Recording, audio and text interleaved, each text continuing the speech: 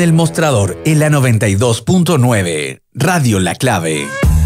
Una de las principales notas del Mostrador hoy aborda los detalles que dejó la inscripción de las listas parlamentarias y los conflictos internos de cada partido y coalición. Resaltan las disputas dentro del Partido Socialista con el regreso de las tensiones con la directiva que encabeza Álvaro Elizalde. También la situación en Revolución Democrática con cambios de última hora en el listado, o también las divisiones en el PRO con la candidatura presidencial de Marco Enríquez Ominami. La nota y reporteo es de Nicole Martínez, periodista de política del Mostrador, a quien sumamos a esta hora el Mostrador en la Clave. Muy buenos días, Nicole. Hola, ¿cómo están? Buenos días. Muy buenos días, Nicole. Buenos días. Nicole, me gustó el título de tu titular de hoy en el Mostrador. Bajadas y puñaladas. 2 puntos, los daños colaterales que dejó la inscripción a las parlamentarias en la centroizquierda. Está buena. Cuéntanos un poco del contenido de este titular y si nos alcanza el tiempo, a ver si logramos también irnos a las bajadas y puñaladas más a la izquierda también, porque tú lo centraste en la nota en la centroizquierda, ¿cierto? Claro. Sí, bueno, hay varios casos. También incluye un poco de lo que pasó en la izquierda, pero un pincelazo de lo que pasó ahí. Pero el más relevante, donde hubo mayores movimientos, fue en el Partido Socialista.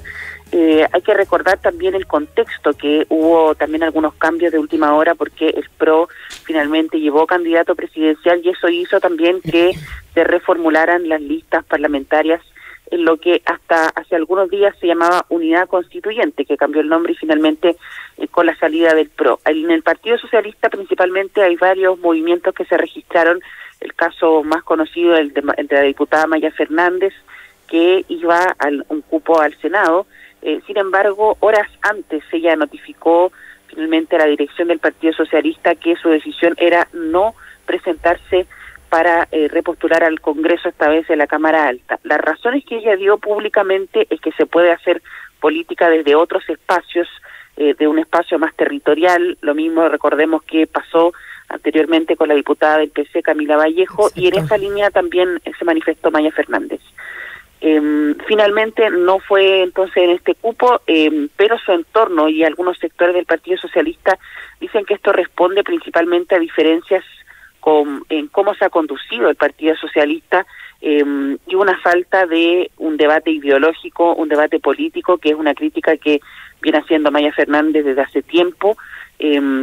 Recordemos, a fines del 2019 se produce todo este choque interno en el PS por la conducción de la directiva que encabeza Álvaro Elizalde a propósito del estallido social. Hay una crítica profunda, se fueron militantes y desde ahí se ha mantenido esta crítica que resurge también en este proceso electoral. Por eso es que sus cercanos y algunos sectores del PS dicen que esto responde más bien a eso, a una diferencia política al interior del partido y que por eso finalmente decide restarse de este espacio y tratar de abocarse a los territorios. Esa es una parte del Partido Socialista, hay varias. También pasó con Paula Narváez. En algún momento se le ofreció un cupo senatorial por la región que ella quisiera. Sin embargo, ella había dejado claro desde hace tiempo que no estaba interesada en un cupo parlamentario porque ella se había presentado por convicción a la elección presidencial. Hay que recordar también que ahí, en ese punto en particular, hubo varios conflictos en el PS porque prácticamente se dividió en dos: quienes apoyaron a Paula Narváez y quienes ya la daban por perdedora desde un comienzo, que decían que Yana Proboste era mucho más competitiva. Finalmente hubo una oferta, ellos dicen, dentro de la conducción del PS, dicen que siempre estuvo esa posibilidad que se mandató a algunos para poder sondear la disposición de Paula Narváez. Sin embargo, ella desistió de ir en un cupo parlamentario. Y por otro lado también ocurre lo que pasó con Mónica Aguilera. Eso te iba a decir, la hermana del exalcalde de San Ramón, ¿no? Sí, hermana del exalcalde de San Ramón, que también se perfilaba como una carta fuerte por ese distrito para la Cámara de Diputadas y Diputados. Sin embargo, hubo una decisión territorial o del Consejo de la Región Metropolitana que no la priorizó otros nombres. Eso dicen en lo formal. Sin embargo, también algunos en el PS admiten que hubo dos razones: una, para alejar lo más posible las sombras del narcotráfico, que inevitablemente trae el apellido Aguilera dentro del PS, y por otro lado también priorizar otros nombres. En ese distrito en particular va Daniel Melo, que es muy cercano también a Álvaro Elizalde. Y por otro lado también queda una patita, digamos, que algunos reclaman que Álvaro Elizalde llevó a sus regalones a los cupos parlamentarios, como Daniel Manucheri, por ejemplo, que fue un estrecho colaborador de Elizalde cuando estuvo en el gobierno como vocero, ha trabajado varias veces con él, y por lo tanto también ahí hay un reclamo de que se ha priorizado nombres que son más cercanos a la directiva, en este caso de Álvaro Elizalde. Uh-huh. Y avanzando hacia Revolución Democrática también hubo algunas tensiones, entiendo. Sí, hay versiones contrapuestas, porque en algún momento se barajó el nombre de Miguel Crispi, del diputado, como la carta senatorial de Revolución Democrática en la región metropolitana. Esto, recordemos también, hubo una duda, digámoslo así, cuando finalmente Camila Vallejo decide no repostularse en su distrito, el mismo distrito de Crispi, y por lo tanto varios admitían que se abrían otras posibilidades y que era un poco más seguro, digamos, que Miguel Crispi pudiera ser reelecto en su distrito, que es un distrito además muy competitivo, con muchos votantes, que comprende, por ejemplo, Puente Alto, La Florida, son comunas muy populosas y por lo tanto hay también mucha atención en ese distrito. Y finalmente no prospera el nombre de Miguel Crispi y se levanta Sebastián de Polo, que es uno de los fundadores del Frente Amplio, que ahora es secretario general de Revolución Democrática, que estuvo un poco fuera de la primera línea de la política en el periodo en que Catalina Pérez estuvo presidiendo Revolución Democrática y reaparece ahora. Algunos critican que finalmente quiere nuevamente abarcar el poder dentro de Revolución Democrática, pero hay otros que dicen que en realidad Miguel Crispi nunca fue una opción segura para el Senado y que más bien dicen algunos que su entorno y él mismo de alguna manera inflaron esta postulación y esta posibilidad. Lo cierto es que Miguel Crispi estaba totalmente preparado para una candidatura al Senado y finalmente lo que dicen en su entorno es que se le notifica casi a última hora que finalmente la carta va a ser Sebastián de Polo. Estamos conversando con Nicole Martínez, periodista de política del Mostrador. Nicole, volviendo al Partido Socialista, bueno, es evidente que Álvaro Elizalde controla bien el partido, en el sentido de que él tiene el control material, y no me sorprende lo que tú digas, que favorece a sus amigos. Se ha convertido en un cacique, ¿no? Y los antiguos y otros caciques han ido quedando un poquito desperfilados.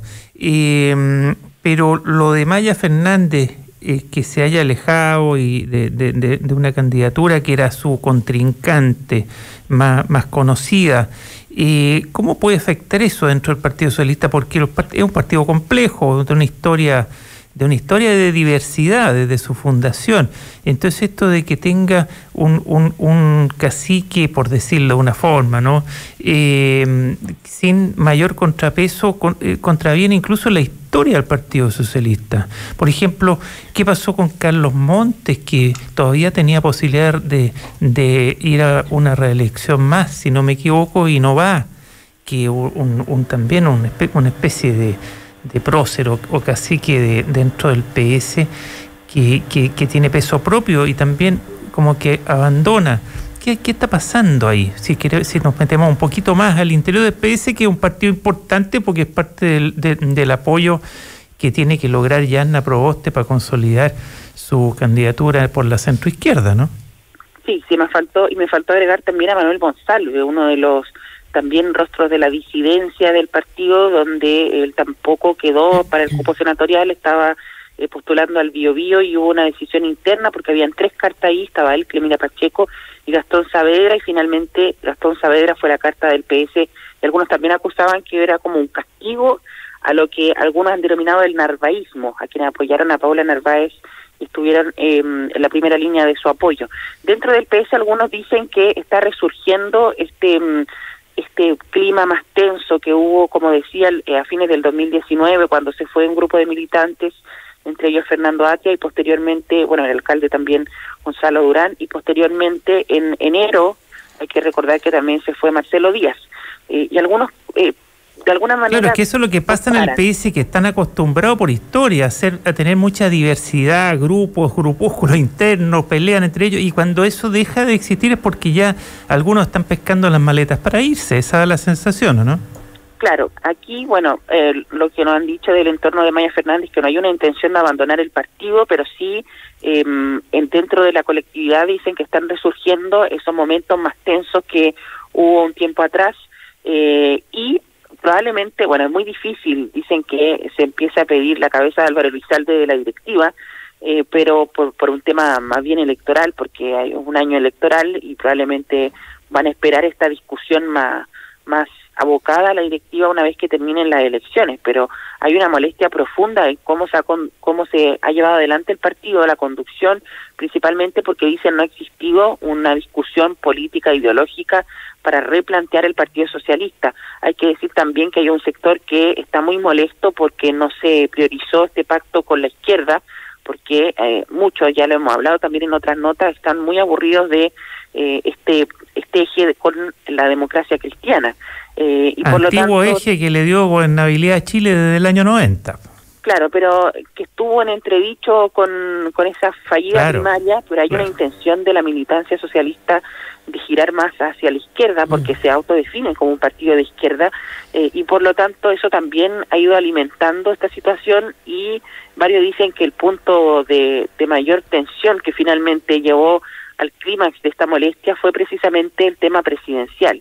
Y por lo tanto algunos consideran que esta situación va a traer algunas consecuencias, no sé si de renuncias, pero sí de reavivar ciertas tensiones y también de un reordenamiento de las distintas facciones al interior del Partido Socialista. Nicole, ¿qué pasa en el resto de los partidos grandes de ese sector, de la centroizquierda? ¿Qué pasa con la DC, liderada por la octogenaria Carmen Frey, una líder natural del partido, con autoridad en todo sentido, pero ya de bastante edad, que quedó muy bien parada con el triunfo de Yarna Proboste? Pero ¿qué pasa? Porque es un partido también con mucha complejidad. ¿Y qué pasa con sus candidaturas y con el PPD, que es un partido claramente ya en baja?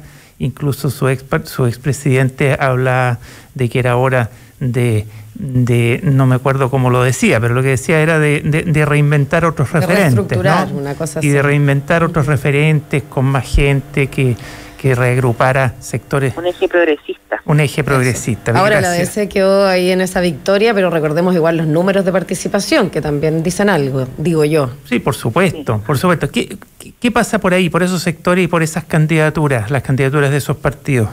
Bueno, estuvo un poco menos complicada que en otros, o sea, más que complicada, hubo menos movimientos de última hora, pero en el caso de la ABC, por ejemplo, había una intención de llevar a Carolina Goich como candidata a senadora en la región metropolitana. Ella finalmente no fue, y esto porque había cierto temor con Eugenio Ortega Frey, que es también el hijo de Carmen Frey, porque no lo consideran muy competitivo, no estarían marcando según algunas mediciones que ellos tendrían a mano, y por lo tanto la idea era llevar a alguien más conocida junto a él, que tuviera una mejor recepción, digamos, ciudadana, que ellos miraban en Carolina Goich, quien finalmente decidió no repostularse al Congreso, y ese fue, digamos, uno de los temas que marcó también su lista parlamentaria. Hay que decir que en general la lista de unidad constituyente estuvo un poco con tropiezos, porque de hecho los últimos nombres los inscribieron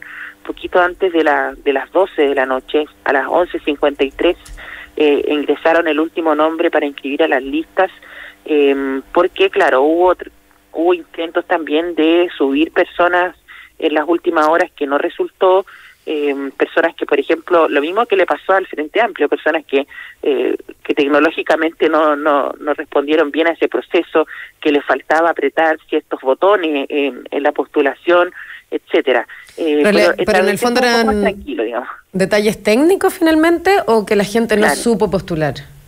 No, eran detalles técnicos, por ejemplo, que a alguien se le había olvidado apretar un botón, o que algún partido se le había olvidado. Por ejemplo, en el PS, a última hora subieron a Leonardo Soto, que por un tema más administrativo, no por una intención de dejarlo abajo, sino que por problemas casi se les queda abajo. De hecho, tuvieron que ingresarlo solo prácticamente porque se les había pasado el nombre y no lo habían incluido en la nómina que ingresaron primero.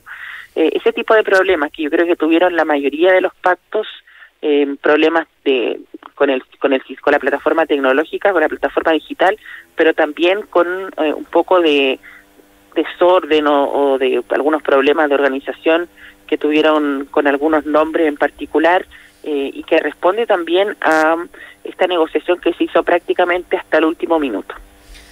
8:28, seguimos conversando con Nicole Martínez, periodista de Política del Mostrador, a partir de esta nota, y yo te quiero llevar, si es que me lo permites y si tienes antecedentes, hacia la otra vereda, digamos. ¿Cómo está el ambiente en el oficialismo?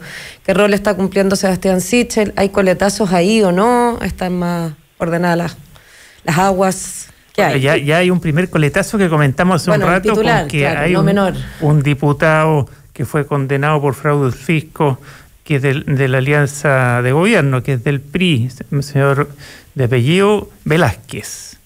Bueno, sí, eso ya es un lío, ¿no? ¿Qué otros líos han surgido por ahí? Él además pasó por otros partidos de la centroizquierda. Y claro, ese es un nombre que ha generado polémica, y también mayores problemas en general no hubo, porque fue una lista bastante organizada, a diferencia de lo que pasó en la centroizquierda y en la izquierda. Pero sí hubo un reclamo que hizo públicamente Mario Desbordes, que por el tema de la paridad se dejó afuera a una persona muy competitiva, que era más bien un dirigente de base en Renovación Nacional, y se subió a la doctora Cordero. Entonces eso había generado algo de molestia, porque para priorizar, bueno, el tema de la paridad, que es importante obviamente, pero lo que reclamaban en RN es que se podía hacer un movimiento distinto para no dejar abajo una persona que concita apoyos y que tiene un trabajo importante en los territorios, a diferencia de una persona que es conocida, pero que no tiene ese trabajo territorial y por lo tanto podría ser una mala jugada. Ese fue el principal problema que lo hizo público, digamos, Mario Desbordes, pero en general se han tratado en la derecha y en la centro derecha de marcar una diferencia con lo que pasó en la izquierda y la centro izquierda, demostrar un pacto más unido, digamos, a pesar de los problemas internos que tienen, y también de tratar de tener una buena relación con Sebastián Sichel, que en un comienzo, hay que recordar, también puso ciertas condiciones para sacarse la foto con algunos parlamentarios. Lo que ha intentado Sebastián Sichel, y probablemente dicen en Chile Vamos lo va a seguir intentando, es tratar de desmarcarse de las decisiones de las listas parlamentarias, porque evidentemente siempre resurgen estos temas donde hay personas cuestionadas, donde hay personas que tienen, por ejemplo, procesos vigentes de investigación, y por lo tanto también en Chile Vamos, bueno, y en todos los sectores políticos dicen que probablemente los candidatos presidenciales van a tratar de tomar distancia de ello, pero sin duda que lo afecta. En este momento hablamos de Chile Podemos Más en ese pacto, ¿no? Ese es el nuevo nombre para empezar a interiorizarnos. Chile Podemos Más, y en el caso de Unidad Constituyente ahora se llama Nuevo Pacto Social. Si no me equivoco. Social, sí. Solo quiero agregar una cosa que se me olvidó, que en el caso del PRO también hubo ahí coletazos, porque Alejandro Guiller anunció a última hora que se bajaba por el quiebre del pacto con la ex Unidad Constituyente. Alejandro Navarro, que no podía ir a la reelección por el Senado, tampoco quiso ir en un cupo en la Cámara de Diputadas y Diputados, porque las cosas en el PRO no están muy bien. Algunos reclaman que finalmente hay un personalismo de Marco Enrique Ominami, más allá del bienestar general del partido, de insistir con una candidatura presidencial y quebrar los lazos con sus ahora ex socios. Bueno, así fue, pues, efectivamente, por la aventura personalista de Meo, le cerraron las puertas, a última hora le cerraron las puertas a los candidatos del PRO para incorporarlos en Unidad Constituyente. Y ahí se quebró Unidad Constituyente porque, claro, ya esos candidatos, y ahí hubo víctimas, ¿no? Víctimas de ese personalismo de Meo, que entre otros el senador Guillé, que se quedó sin posibilidad de integrar la lista de la centroizquierda, y se había inscrito hace poco en el Partido PRO. Entonces ahí pasaron cosas que sería interesante pesquisar un poco más, ¿cierto, Nicole? Sí, quedó ahí dañado porque por la ley antidíscolos no podía ir como independiente tampoco Guillermo. No podía ir independiente porque se había inscrito como parte del partido PRO. Alcanzaba a salirse. Claro, donde no había plazo para salirse y Meo le había ofrecido ser parte de la lista del Meo, sí, del PRO. Es que el PRO le deberían llamar el Meo allá. A esta altura con ese... Bueno, en fin. Con ese personalismo, iba a decir, claro, sonaba mejor Meo que Pro a estas alturas. ¿Les parece? Hacemos la primera pausa de esta mañana y seguimos conversando aquí en el Mostrador en La Clave, pero antes los quiero invitar también a un lugar cooperativo donde el tiempo, el esfuerzo y las lucas que se invierten se pueden devolver. Esto es Copeuch, una cooperativa de ahorro y crédito con más de 900.000 socias y socios, donde te dan acceso a eso que quieres. Puedes conocer su oferta de productos y servicios en la web copeuch.cl. Copeuch, el lugar donde todos ganan. Y aquí en la 92.9 seguiremos haciendo el Mostrador en La Clave. Quédate que ya volvemos con más. Estamos presentando el Mostrador en La Clave.